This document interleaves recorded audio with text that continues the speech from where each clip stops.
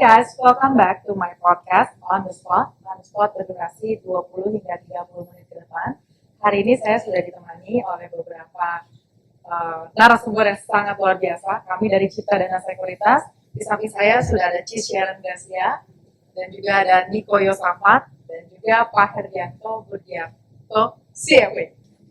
Oke, nah mungkin hari ini kita bakalan diskusi santai, bahas tentang market, karena hari ini juga di tahun ini, awal Januari, kita baru saja juga melewati yang namanya Chinese New Year, masuk ke tahun kelinci air, yang kita juga bakalan bahas gimana optimisme dari para pelaku pasar modal dengan kondisi perekonomian Indonesia. Dan kita tahu juga ada beberapa sosok di global, misalnya kayak Cathie Wood, mungkin bahas sedikit karena belakangan aku baca ada beberapa artikel yang bahas bahwa Cathie Wood bilang mendescribe bahwa kondisi ekonomi global ini saat ini menghadapi yang namanya krisis. Dan tapi Cathie Wood sangat optimis bahwa krisis itu pasti akan ada tetap yang namanya opportunity. Nah, gimana opportunity yang ada di Indonesia, kita langsung bahas juga bersama narasumber hari ini. Kira-kira pandangan Pak Heri tentang kondisi Indonesia secara keseluruhan gimana sih Pak? Oke, kalau kita bicara tentang Indonesia, ya, in general itu kita bisa membagi menjadi 2 episode. Ya. Episode pertama di semester 1 dan episode kedua di semester 2. Ya. Nah, yang jelas kalau misalnya kita lihat dari angka-angka yang ada pada tahun 2022, kemudian juga analisa yang dilakukan berdasarkan angka-angka tersebut. Nah, tema di semester 1 itu bisa dikatakan itu adalah volatilitas. Ya.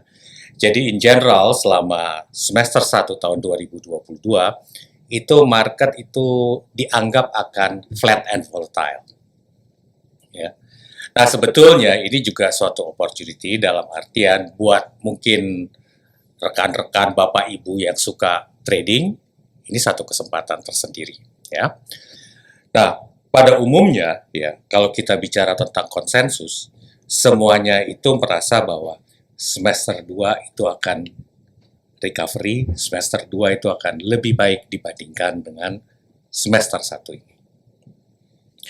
Jadi itu kira-kira gambarannya kalau kita lihat secara secara general view kami tentang tahun 2023 itu seperti apa. Ya, jadi ya, kira-kira sih seperti itu. Mungkin di semester 2, apakah lebih karena Pak Heri yakin karena akan menghadapi tahun pemilu, atau mungkin sebenarnya ada sentimen apa yang lebih spesifik, Pak? Sebetulnya sih kalau kita bicara tentang semester 2, ya, diharapkan lebih jelas kalau kita bicara dari sisi global, tentang isu inflasi yang terjadi selama ini seperti apa. Ya, kalau kita lihat angka-angka itu menunjukkan bahwa ya inflasinya sudah peak, ya. Kemudian mungkin juga ekspektasinya Fed tidak akan agresif menaikkan tingkat suku bunga.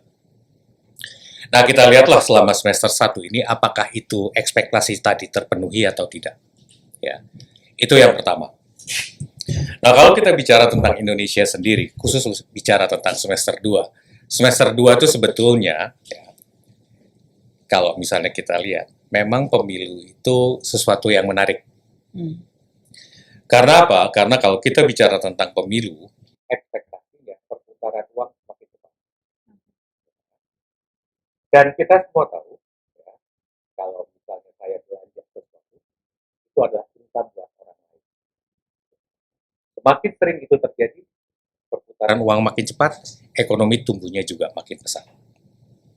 Jadi memang ada nuansa domestik, tetapi kalau kita bicara di global market, ya, atau global economy in general, itu bisa dikatakan bahwa akan ada klarifikasi lah, kejelasan lah tentang istilahnya isu-isu yang berkaitan dengan inflasi, isu-isu yang berkaitan dengan harga komoditi, dan itu merupakan hal yang penting yang menjadi dasar istilahnya orang membuat keputusan investasi. Jadi maksud Bapak harusnya consumption akan membantu walaupun banyak ketidakpastian menjelang pemilu. Nah, yang menarik kalau kita bicara ekonomi Indonesia itu adalah ekonomi yang bisa dikatakan relatif domestik ekonomi. Sepanjang ekonomi domestik itu berputar, sepanjang ekonomi domestik itu jalan, ya, dampak negatif dari ekonomi global itu bisa diredam untuk Indonesia. Soalnya saya perhatikan cukup menarik, Pak. itu lihat dari pricing obligasi ya. Sun maupun FR kenaikannya, jadi baik Indon maupun FR kenaikannya sebenarnya cukup signifikan. Kita ambil contoh, kalau misalnya kita bicara sebelum Fed naikin tingkat suku bunga secara agresif, mungkin kita bicara yield obligasi pemerintah Amerika yang jangka waktu jatuh temponya 10 tahun, itu levelnya sekitar 2%-an. Sekarang kita bicara angkanya sekitar 3,4, 3,5, 3,6. Pernah 4%, tapi sekarang sudah turun. Nah, yang perlu diingat itu adalah, kalau misalnya kita lihat, sejak rating kita jadi triple B plus kalau nggak salah dari S&P, itu sebetulnya spread-nya itu sekitar 4%-an antara obligasi pemerintah Indonesia 10 tahun dalam rupiah dengan obligasi pemerintah Amerika. Jadi dengan kata lain, seharusnya, sekali lagi kalau kita bicara seharusnya, tingkat imbal hasil obligasi pemerintah Indonesia, kalau kita mengandalkan pada data tersebut, itu levelnya sekarang ini di level 7,5. Tapi kalau kita lihat, per hari ini, levelnya itu 6,7, 6,6, 6,7. Dengan kata lain, kalau misalnya kita lihat, nuansa domestiknya lebih kuat. Ini menunjukkan apa? Ini menunjukkan resiliensi dan apresiasi terhadap kondisi domestik Indonesia. Ya. Jadi kalau kita bicara dengan argumen yang saya katakan tadi, kita harus mengakui bahwa kayaknya Indonesia lebih baik dibandingkan dengan banyak negara-negara lain. Oke. Saya minum dulu ya. Silakan Pak. Silakan Pak. Saya mungkin agak agree juga sih sama Pak Heri. Maksudnya dalam arti kayak kita berkaca ke IHSG lah ya Pak. IHSG kan mencatatkan kinerja yang baik sepanjang 2022 compare to other countries gitu. Nah, kalau di sisi lain Pak, dengan kondisi global yang membahas belakangan ini juga terkait dengan China reopening Pak. Benar nggak sih Pak, banyak capital flow yang keluar dari Indonesia dan gimana dampaknya? Kalau kita bicara angka, ya, angkanya betul. Ya. Tapi apakah itu misalnya ke Cina atau misalnya ke Korea atau kemanapun kita nggak tahu. Yang jelas sekarang sejak awal tahun sampai hari ini asing itu posisinya net outflow. Ya, itu yang pertama. Nah, yang berikutnya itu adalah kalau misalnya kita lihat ya, peran investor domestik itu makin besar. Kalau misalnya itu kejadiannya mungkin 5-10 tahun yang lalu, ya IHSG itu drop-nya akan lebih jauh lagi. Sama persis kayak kita bicara tentang market surat utang Indonesia. Kalau kita bicara market surat utang Indonesia, kisaran kepemilikan asing itu kan sekitar 15%-an lah, 14, 15, 16%-an kalau kita bicara data terakhir. Dan trennya terus turun ya Pak? Dan so far sih trennya terus turun. Karena apa? Karena kalau kita bicara yield diferensialnya kan juga di bawah rata-rata. Ya. Nah, tapi ternyata kalau misalnya kita lihat, ya bond market Indonesia kan lumayan resilient. Ya. Ditambah lagi kalau kita bicara secara spesifik tentang bond market, ya, tahun 2023 ini, kayaknya penerbitan surat utang negara itu tidak sebanyak pada periode-periode sebelumnya. Ya. Nah, kalau kita kembali ke IHSG, kalau misalnya kita lihat, pada saat IHSG itu mendekati 6.500, PE base-nya itu sebenarnya termasuk dalam kategori terendah dalam sejarah. Ya. Nah, terendahnya dalam kalau kita bicara jangka waktunya itu bukan setahun, 2 tahun, tapi istilahnya dalam 10 tahun. Ya. Nah, PE base ini sama persis, PE number-nya, itu sama persis seperti pada saat April 2020. Pada saat COVID mulai istilahnya menjadi isu, dan banyak orang istilahnya yang di Indonesia itu mulai kena. Ya. Jadi kalau kita bicara dari sisi valuasi, harusnya marketnya sih ya lumayan murah. Jadi sebenarnya kita memang tertolong karena domestik kita cukup strong ya Pak. Karena kalau saya ngeliat differential yield-nya tadi yang kayak Bapak bilang udah less than 3% kan Pak. Berarti Sekitar kan 3%. sebenarnya sekitar 3%. Tapi kenyataannya sekarang kurang dari 3 kan Pak. Trading per hari ini 6,7 ya tadi Bapak bilang ya. Oh, itu kita bicara pasar obligasi. Iya, pasar obligasi. Pasar obligasi maksud saya 7,5 dibanding 6,7. Dari selisih itu aja bisa dibilang bahwa lokal kita sebenarnya cukup support ya Pak. Sebetulnya juga regulasi membuat lokal support. Karena apa? Karena yang pertama, investor tuh kalau kita bicara institusi, diwajibkan untuk beli surat utang negara. perusahaan asuransi, dana pensiun, itu istilahnya wajib beli surat utang negara. Minimal, saya lupa angkanya, mungkin 20-30%. Ya, itu sudah menciptakan demand kan, itu yang pertama. Ya. Nah, yang kedua, kalau misalnya kita lihat, dalam beberapa tahun terakhir, ya, pemerintah itu kayaknya sudah berhasil untuk menciptakan retail based investor untuk surat utang negara. Ya. Kalau mungkin Anda lihat, dalam 5 tahun terakhir ini, Anda beli surat utang negara bisa online kok. Ya kan? Itu kan kemudahan. Denominasinya juga bisa dikatakan kecil. Ya. Jadi siapapun sebenarnya bisa ikutan beli. Dengan seperti itu investor base-nya itu diperbesar. Investor base domestik. Konsekuensinya apa? Resiliensi market. Sehingga terprice in lah di tadi. Iya. Apalagi kalau tidak salah dari akhir tahun 2022, jumlah investor retail kita sudah mencapai lebih dari 10 juta nampaknya. Jadi tidak hanya secara kualitas investor Indonesia itu meningkat, pemahamannya tentang investasi, namun juga tentang kuantitas, bahwa makin banyak investor retail di Indonesia, sehingga itu membantu market kita bisa terus tumbuh ya. Dan terlalu kita tergantung sama foreign ya Pak. Iya, itu salah satu benefitnya. Dan itu yang dicari. Ya. Datanya seperti apa sih Pak? Foreign tuh beli berapa persen datanya? Kalau untuk obligasi ya? Gini, kalau misalnya kita bicara tentang kepemilikannya, porsi kepemilikannya itu 14, 15, 16% kira-kira per saat ini. Okay. Ya. Ini Kalau- gabungan ya? gabungan. Baik stock market maupun Enggak, kita obligasi. bicara sun. Kita bicara sun Bicara doang nih. sun doang, ya. Tapi kalau misalnya kita bicara tentang kita mundur 3-4 tahun yang lalu, asing itu dominasinya cukup lumayan. Mungkin kita bicara di level 40-50%. Oh jauh. Jauh ya. Jadi itu kan kita bicara stabilitas.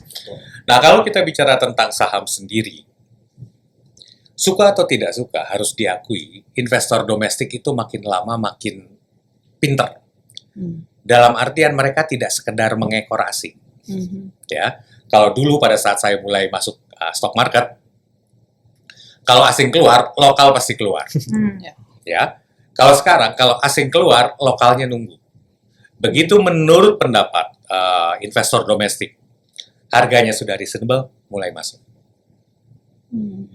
Ya, jadi memang apa ya, level pengetahuan, level percayaan dirinya, ya rasa confidence dari domestic investors itu sudah berkembang lah dibandingkan dengan apa yang terjadi 20 tahun yang lalu. I see. Berarti kalau korelasinya dengan PE yang sekarang, Bapak bilang PE IHSG one of the lowest ya, lagi hit Ya. yang terendah ya. About time untuk beli ya Pak ya? Sebetulnya setiap hari istilahnya about time untuk beli. Tinggal masalahnya kapan mau jualnya. Kan kira-kira seperti itu. Ya. Nah, saya istilahnya mungkin yang menarik itu adalah kalau misalnya kita lihat, itu kan kalau kita bicara yang kayak Gotoh gitu ya, ya, yang babak belur luar biasa tahun 2022. Ya kalau kita bicara year to date-nya udah 24%-an tuh gain-nya. Company-nya sama kan? Yang beda apa? Yang beda cuma paniknya. Sekarang udah lebih tenang berarti ya Pak? Sekarang orang lebih berpikir. Karena apa? Karena ada hal yang mendasar. Dulu kalau misalnya kita lihat yang namanya tech company, itu hobinya hiring orang. Ya. Sekarang hobinya firing orang. Aduh. Ya kan? Tetapi yang penting itu adalah kalau kita lihat, ada rasionalitasnya nggak sih hiring orang? Ya. Apakah hiring orang for the sake of hiring? Ataukah hiring orang betul-betul untuk membuat growth, pertumbuhan? Ya. Selama ini view-nya itu adalah hiring orang for the sake of hiring. Karena apa? Karena kalau perusahaannya makin gede, karyawannya makin banyak, artinya apa? Artinya bisnisnya tumbuh. Ya. Padahal itu kan tidak identik. Bisa jadi itu artinya tidak ada efisiensi di dalam pengelolaannya. Ya. Dengan hal-hal seperti ini sebetulnya orang juga bisa lihat bahwa rasionalitas istilahnya di tech sector itu juga terjadi. Jadi itu kira-kira. Wah, menarik Pak, karena tadi di awal juga aku sempat bahas terkait dengan ada sosok Cathie Wood Pak yang super bullish dengan teknologi sektor Pak. Kira-kira kalau dari Pak Heri pandangannya, apakah memang cycle saat ini, karena kita tahu tech ini kan agak kena karena hyperinflation Pak. Kira-kira tahun ini masih nggak sih Pak ada nuansa buat tech company? Gini, kalau saya sih tidak terlalu sepakat bahwa tech sector itu karena hyperinflation jadi babak belur. Tapi yang menurut view saya itu adalah rasionalitasnya nggak ada. Ya, jadi kan mungkin Anda pernah dengar yang namanya FOMO ya, fear of missing out itu kan, ya. Dulu orang kan beli karena for the sake of beli. Betul. Sama persis mungkin kayak kita lihat kasusnya kayak cryptocurrency. Ya kan, siapa yang nggak beli itu yang bodoh kan, kira-kira kan begitu kan. Tapi by the end of the day kita bicara juga tentang rasionalitas ya. Terlepas misalnya Fed naikin tingkat suku bunga ya, itu istilahnya menyebabkan orang lebih rasional. Tetapi kalau kita bicara tech sector ya, tech sector dimanapun itu antara ekspektasi dengan valuasi itu gapnya terlalu besar ya. Setelah koreksi yang cukup dalam kan gapnya semakin kecil. Sekarang kita tinggal lihat apakah memang growth-nya benar-benar growth atau tidak. Dalam artian, apakah growth itu betul-betul yang bisa sampai ke bawah? Ya, dalam artian paling kurang EBITDA-nya sudah positif. Atau growth for the sake of growth only. Ya. Dan kalau misalnya kita bicara tentang tema investasinya, sekarang kan kayaknya orang sudah ngelihat, ya boleh aja top line-nya naik luar biasa, tapi EBITDA-nya seperti apa? Kita belum bicara sampai ke net income. Ya, kita baru bicara EBITDA-nya udah ada nggak sih? Operating profit-nya udah ada apa nggak sih? Kan kira-kira seperti itu. Jadi buat saya sih ini masalah rasionalitas. Karena memang kalau dari kita kan sisi corporate finance ya Pak ya, melihat perbedaan valuasi beberapa tahun belakangan ini cukup ekstrim sih. Jadi basis valuasi yang digunakan, multiplier yang digunakan agak ekstrim ya, yang digunakan oleh tech company basisnya mungkin dari sales dia, dari jumlah pengguna dan lain-lain. Sedangkan in reality kalau kita lihat stok-stok market yang lain lebih real gitu. Yeah. Ya kan, misalnya kita mau pakai PE, EBITDA gitu, dan memang selalu ada basis yang EBITDA-nya kayak Bapak bilang, ujung-ujungnya company-nya harus bisa bertahan hidup. Yeah. Kalaupun revenue dia naik atau brandingnya dia naik, tetapi EBITDA-nya dia masih losing gitu kan Pak. Betul. Gimana cara dia bertahan? Nah ini mungkin investor sekarang sudah mulai mengerti ya Pak ya, bahwa betul sih waktu itu mungkin semua orang FOMO, takut kan karena setiap kali dia berhasil fundraising, seri A, seri B, seri C makin naik dan kita ketinggalan gitu. Cuman menurut Bapak sekarang orang udah mulai mudeng lah gitu Pak ya, udah mulai ngerti lah. Sebetulnya sih bukan mereka selama ini bodoh sekarang jadi pinter, nggak seperti itu. Tetapi istilahnya di dalam banyak hal itu adalah orang itu lebih menyadari bahwa by the end of the day, pada akhir hari, biar bagaimanapun, satu bisnis itu tujuannya apa? Tujuannya adalah make money. Betul. Ya. Dan selama ini istilahnya ketutup. Karena apa? Karena kita selalu bicara tentang growth, kita selalu bicara tentang istilahnya potensi ya. Tapi ya tetap kan, biar bagaimanapun, ya masa istilahnya bakar duit terus 5 tahun, 10 tahun kan. Ya. Terlebih kalau misalnya kita lihat saham-saham teknologi di Indonesia, kalau kita bicara, kita nggak usah jauh-jauh lah, pakai price to sales saja kayaknya juga lebih mahal dibandingkan dengan banyak saham-saham di negara-negara lain. Ya. Karena apa? Karena selama ini orang itu ketutupnya sama potensi tech sector di Indonesia. Gitu. Jadi antara ekspektasi dengan istilah valuasi, ya gapnya sekarang sudah lebih kecil. Jadi kedepannya kita lihat gimana nih Pak untuk tech sector nih? Karena masih banyak yang belum listed ya. Iya. Dan mungkin plan untuk listed jadi... Ya yang jelas valuasinya nggak bisa kayak sebelum-sebelumnya itu aja. Ya, karena apa? Karena investor juga kan makin cermat ya, makin pinter. Terus yang udah masuk Pak di dalam? Ya sekarang sih begini, seperti yang saya katakan, setiap saat itu adalah saat yang baik untuk membeli, tinggal tunggu kapan jualnya. Ya. Nah yang jelas kalau misalnya kita bicara tentang Anda sudah masuk, ya, kemudian sudah ruginya istilahnya cukup dalam, tinggal Anda pertimbangkan apakah Anda mau average down atau tidak. Ya.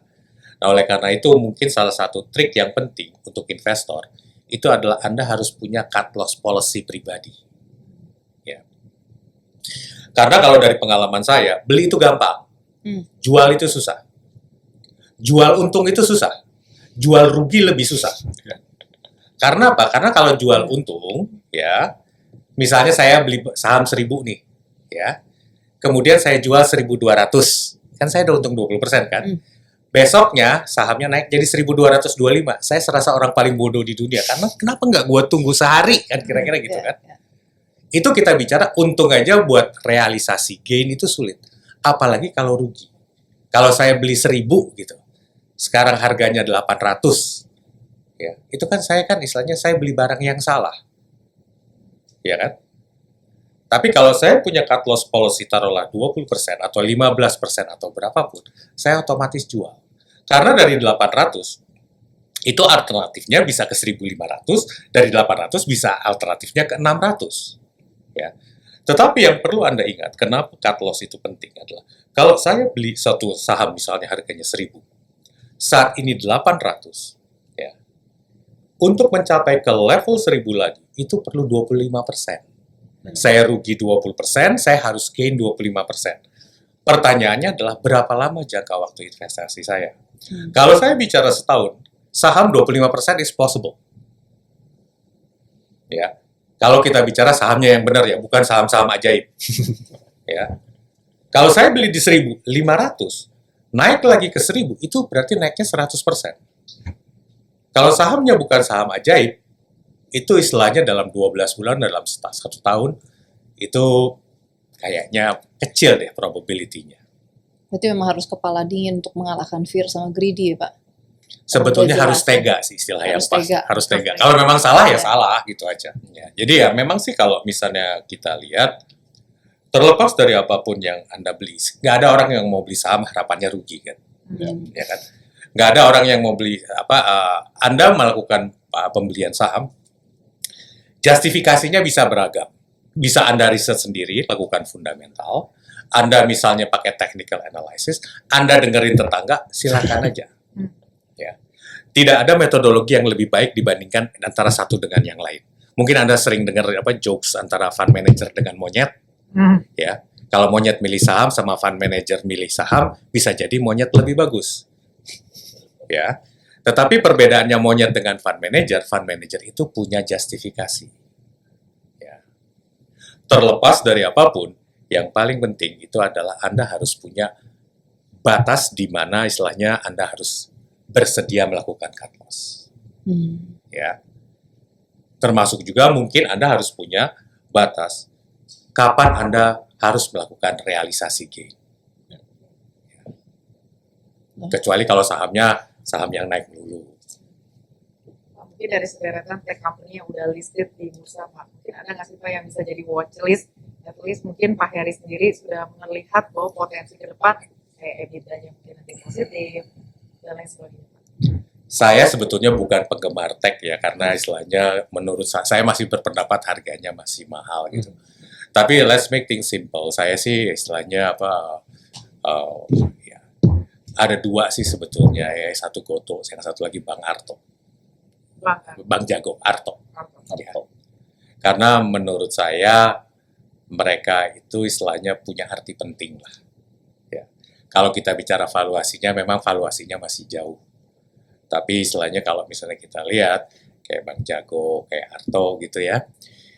Ya kalau misalnya kita lihat Arto udah 16.000, sekarang 3.000-an, kayaknya turunnya udah luar biasa kan. Over punishment atau gimana? Terlepas dari apapun, istilahnya yang dipaniskan sahamnya. Yang jelas kan kalau misalnya kita bicara, kalau kita punya istilahnya conviction terhadap saham tersebut, ya oke, kita mulai aja kumpulin pelan-pelan. Tahu kita nggak harus ngabisin semua duit kan pada satu hari kan, kita bisa kumpulin pelan-pelan. Dan main agak panjang kali Pak ya? Mesti Iya, mesti betul. agak panjang ya? Betul. Sebetulnya sih kalau memang kita bicara tentang no-brainer, ya saham perbankan sih istilahnya no-brainer. Betul. Jadi kalau untuk no-brainer, sarannya saham perbankan apa? Pokoknya gini aja, saya sih simple. Selama ekonomi Indonesia masih di atas 4,5%, selama NIM kita masih tertinggi di dunia, kayaknya saham perbankan harusnya aman. Aman. Ya. Nah, bank itu sebetulnya isunya kan dia di NPL-nya kan. Ya. Sepanjang misalnya NPL-nya manageable, I think it's okay. Ya. Kita nggak bicara kondisi krisis ya. Kalau kita bicara ekonomi Indonesia 4%, 4,5%, 5%, perbankan is okay. Spesifik nih Mbak. Specific name sih, saya sih gini aja. Anda istilahnya kepikiran nggak tahun lalu, istilahnya BNI itu naiknya 46%. Tahun 2022, that's not a strange name kan. Itu bank besar loh. Ya, gitu kira-kira. Ya, kemarin baru rilis juga jam signifikan. Mandiri juga naik banyak tahun lalu. Kebayangkan kalau punya 2 saham aja, itu aja harusnya sih udah cukup. Tapi sekali lagi, biasanya orang tuh nggak sabar. Itu aja key-nya. Jadi sebenarnya tiap tahun boleh nabung beliin saham bank aja gitu ya Pak? Iya, Lumayan kan? setiap Maksudnya bulan. stabilnya udah pasti naik, bisa ngalahin inflasi setidaknya. Iya. Kalau rata-rata, gini, kalau kita bicara ya dalam sejarah Indonesia, market Indonesia itu naiknya luar biasa pada saat kita mengalami commodity boom. Ya, sampai dengan 2014. Setelah commodity boom lewat, market Indonesia itu relatively flat. Kita ketinggalan dibandingkan dengan market-market yang lain. Tetapi kalau kita bicara sekarang kan udah jadi IDX finansial, misalnya kalau dulu itu istilahnya Jakarta Financial Sector, itu istilahnya jauh di atas dari IHSG dibanding dengan general market. Ya. Dan sekali lagi kita nggak usah bicara saham-saham bank yang yang unik-unik lah. Kita bicara big name saja harusnya aman. Nah, kalau tadi kan sudah bank, tadi udah juga sektor teknologi. Nah, kira-kira nih Pak, di tahun ini yang mana kita percaya pemulihan ekonomi akan terus berlanjut sampai di akhir tahun, kira-kira sektor mana lagi nih Pak yang menarik? Ya, consumer juga termasuk kategori dumb and dull sektor sebetulnya. Jadi kalau Anda nggak punya ide, beli saham consumer biasanya selamat. Sekali lagi saya katakan biasanya. Ya. Nah, ya. Dan sebetulnya juga ada yang bikin kaget kalau Anda lihat 2 hari terakhir ini kayaknya saham rokok naiknya luar biasa. Gudang Garam dan Sampurna itu naiknya luar biasa ya. Saya sendiri juga bingung karena apa? Karena di dalam banyak hal saya merasa sih industri rokok itu obstacles-nya tuh banyak.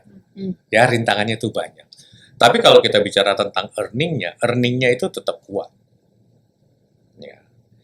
Tapi memang kalau dulu industri rokok itu istilahnya mungkin darling dari investor asing, sekarang investor asing sudah cenderung untuk menghindari.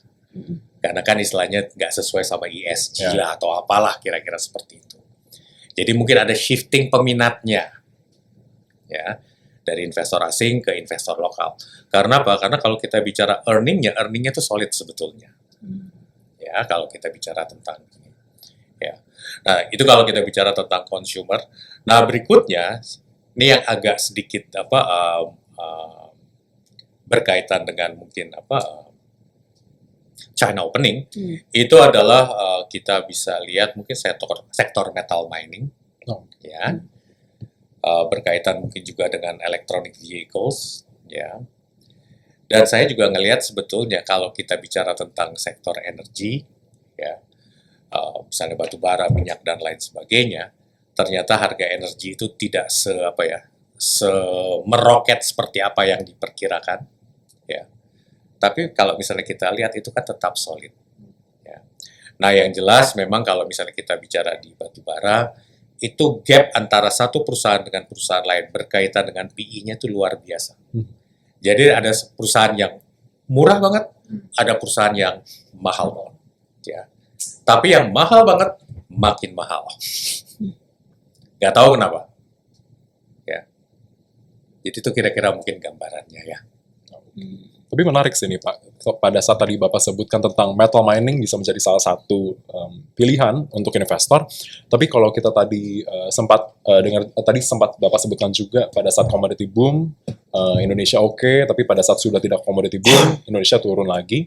Nah, pada saat ini kan yang terjadi adalah normalisasi dari harga komoditas. Nah, kira-kira apakah itu akan berdampak negatif nih Pak kepada stock picks yang ada di dalam metal dan mining? Sebetulnya sih kalau kita lihat ya, apa yang sebetulnya diharapkan itu adalah adanya transisi dari istilahnya combustion engine ke istilahnya electric vehicles, ya. Dan sampai dengan saat ini terlepas dari berbagai penemuan yang ada yang dianggap paling efektif dan efisien, itu adalah yang menggunakan nikel dan tembaga. Ya, terlepas dari apapun lah ya. Nah, Kalau misalnya kita lihat, berarti apa? Berarti arti pentingnya kan semakin besar. Ya. Contoh yang paling simpel itu adalah begitu Indonesia menghentikan ekspor nikel ore-nya, orang datang ke sini, Iya. Iya. ya kan? Ya kenapa orang datang, istilahnya harus investasi di Indonesia?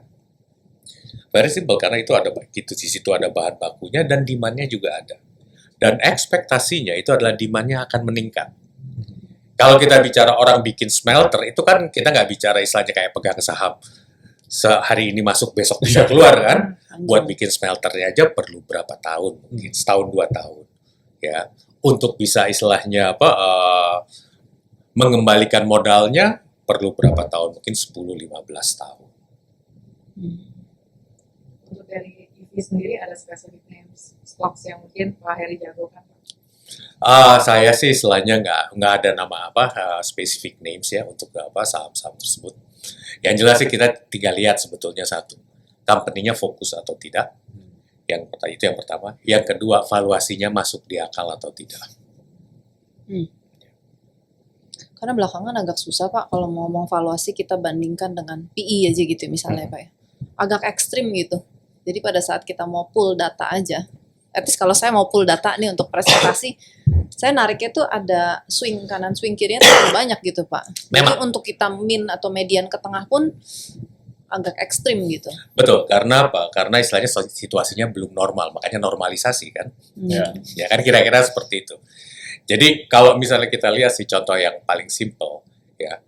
Kalau kita bicara tentang range dari industri, ya, range-nya itu adalah antara company ke company itu range-nya cukup besar. Ya. Dan yang uniknya itu adalah yang PI-nya tinggi, itu istilahnya yang disukai. Dalam artian harganya positif. Ya. Tapi sekali lagi, kalau misalnya kita percaya bahwa yang namanya value stock itu adalah yang terbaik, itu kita bicara jangka waktu 3-5 tahun biasanya akan berbalik. Berdasarkan pengalaman Bapak, Ya, betul. begitu ya? Iya. Nah, saya ambil contoh kira-kira seperti inilah, ya. Kalau misalnya kita lihat tahun 2021, ya, itu adalah tahunnya growth stock.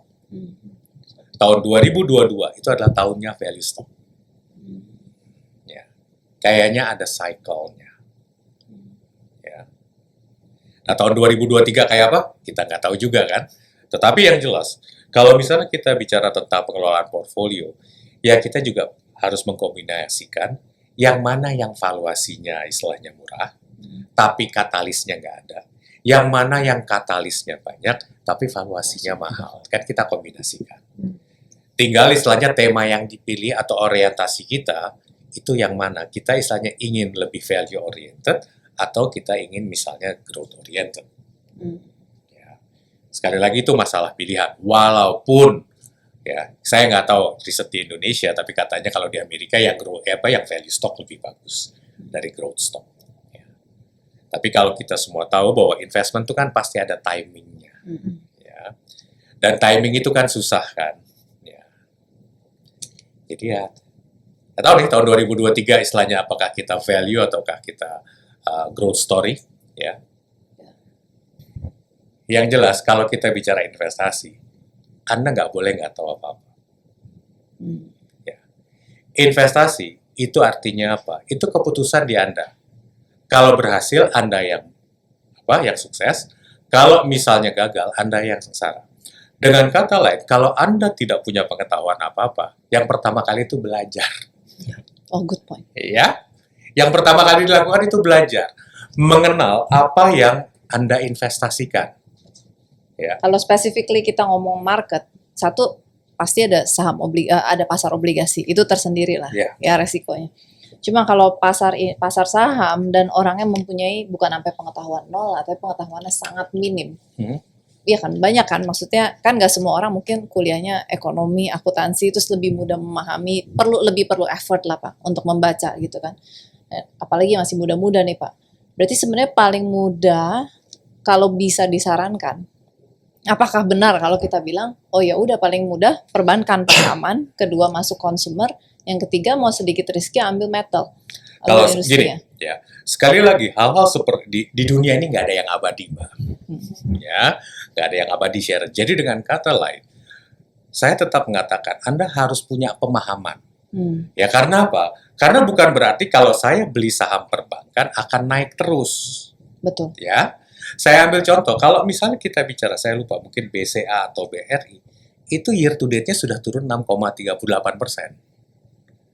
Itu biasa. Itu BCA atau BRI lah, saya lupa ya. Itu 6,30. Itu bukan nama sembarangan.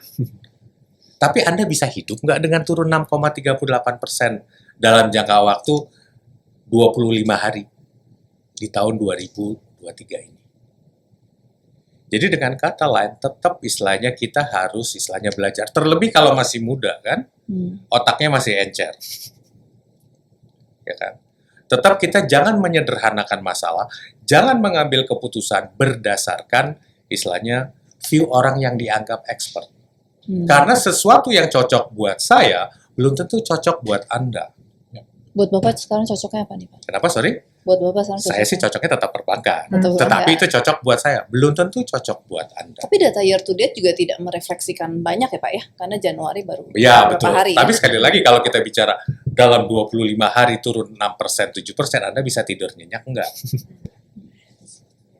Kalau saya mau dig some more Pak, jadi lebih dalam yang perbankan, karena Bapak kan in favor of perbankan, ya kan? Kalau buat kita tuh untuk tahu, jadi harus dipilih kan? Budget terbatas nih Pak, duit terbatas. Mau pilih BCA, Mandiri, BNI, BRI, ambil nama-nama besar ini ya Pak ya. Yang dilihat tuh jadi mestinya apa Pak? Kalau saya sih sebetulnya ada dua. Yang pertama itu adalah kalau yang dilihat itu adalah ada nggak growth di top line-nya, di revenue-nya. Itu yang pertama. Yang kedua istilahnya tingkat NPL-nya tuh oke atau tidak. Kita bicara gross NPL-nya. Ya. Nah, misalnya kayak saya ambil contoh kayak BCA gitu.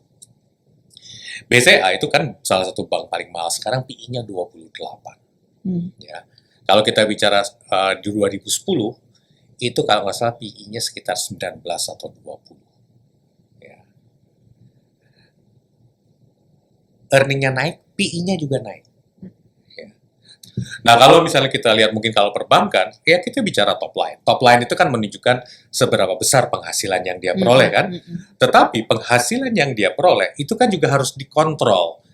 Ya kan? Dalam artian gross NPL-nya. Artinya apa? Bisa jadi kalau misalnya dia terlalu agresif ngasih loan, ya, dia mungkin istilahnya ngasih loan ke project-project yang nggak baik, ya kan? NPL-nya naik, bottom line-nya istilahnya kena. Ya, jadi kira-kira sih seperti itu. Kalau misalnya Anda lihat BNI banyak naik kan setelah istilahnya mereka cuci gudang, kan? Kira-kira sih begitu. Tapi tetap ya Pak ya, sebenarnya kalau dipikir, kalau kita lihat di kondisi sekarang, value stock tetap lebih bertahan gitu. Karena kalau kita compare 2020, 2021 banyak juga kan Pak yang membahas terkait dengan berapa banyak bank digital yang kemarin sempat hype juga. Seperti kayak misalnya ya BBYB atau salah satunya yang berlomba-lomba mau apa ya, adain inovasi lah gitu Pak. Sementara kan kita lihat Big Four waktu itu ya stay tetap pemain fokus dia punya bisnis gitu Pak. Tapi sekarang balik lagi back to old technology lah gitu ya. Sebetulnya apa sih bedanya banking yang ada nuansa teknologinya dengan banking yang biasa? Hampir nggak ada. Sama-sama taking deposit, sama-sama giving loan. Bedanya apa? Bedanya itu adalah cuman istilahnya sarananya. Ya kan? Kalau saya istilahnya mau buka account, ya di dalam banyak hal mungkin kalau kita bicara saham-saham yang perbankan yang bernuansa teknologi, itu cukup pakai HP. Betul kan? Saya mau istilahnya drawdown, loan, saya perlu istilahnya kredit atau apapun, istilahnya saya pakai HP. Bank-bank besar, bank-bank gede itu kan juga bisa melakukan hal yang sama. Dan dengan mudah.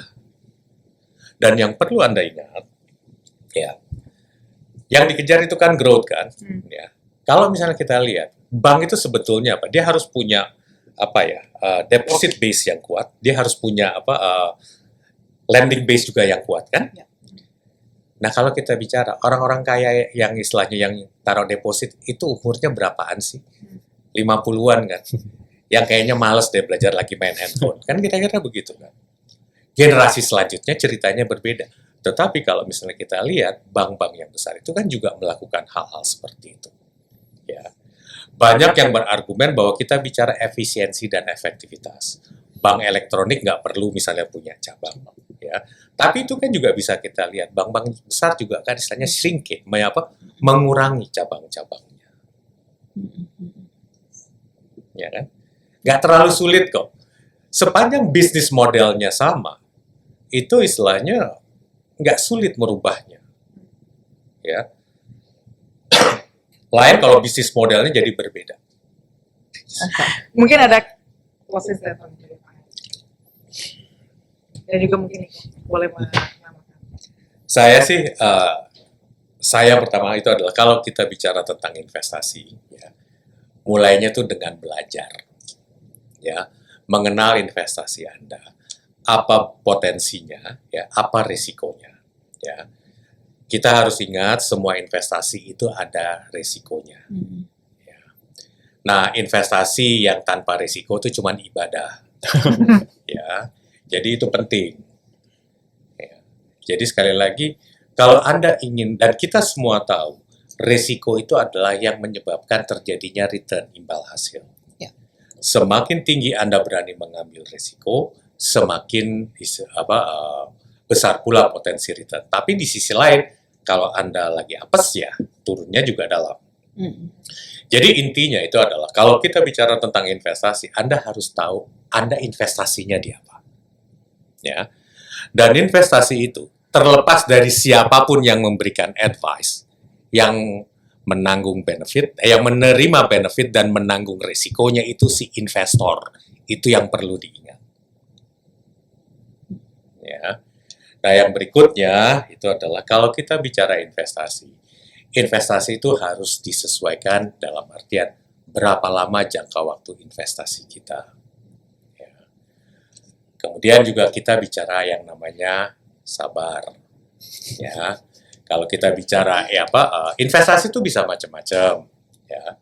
Saya ibaratkan kan kayak tumbuhan aja kan. Ada tanaman yang istilahnya mungkin cycle-nya pendek. 3 bulan sekali sudah bisa dipanen. Tapi mungkin ada tanaman yang yang perlu 5 tahun, 10 tahun kemudian bisa dipanen. Ya. Nah, itu yang harus istilahnya, ya, intinya sih cuma satu. Investasi itu harus dimulai dari belajar investasinya yang dilakukan tuh apa sih. Ya. Ya. Sekarang sih banyak orang memberikan tips and tricks buat berinvestasi. Tapi sebetulnya kalau kita lihat apapun tips and tricks tadi, ya, itu kembali kepada bahwa si investor itu harus mempelajari, harus mengerti investasinya itu di mana dan apa resikonya. Saya rasa sih itu aja. Niko ada sedikit. Ya, dan untuk salah satu kita bisa belajar tentang investasi yang mendengarkan podcast ini. Jadi tentu ini salah satu upaya ya untuk kita bisa terhindar dari risiko dan bisa meningkatkan cuan. Nah, kalau dari saya pribadi, dari perspektif ekonom, kalau dari Ciptadana melihat bahwa ekonomi Indonesia masih bisa bertumbuh di level 5% year on year gitu. Jadi kita masih aman lah.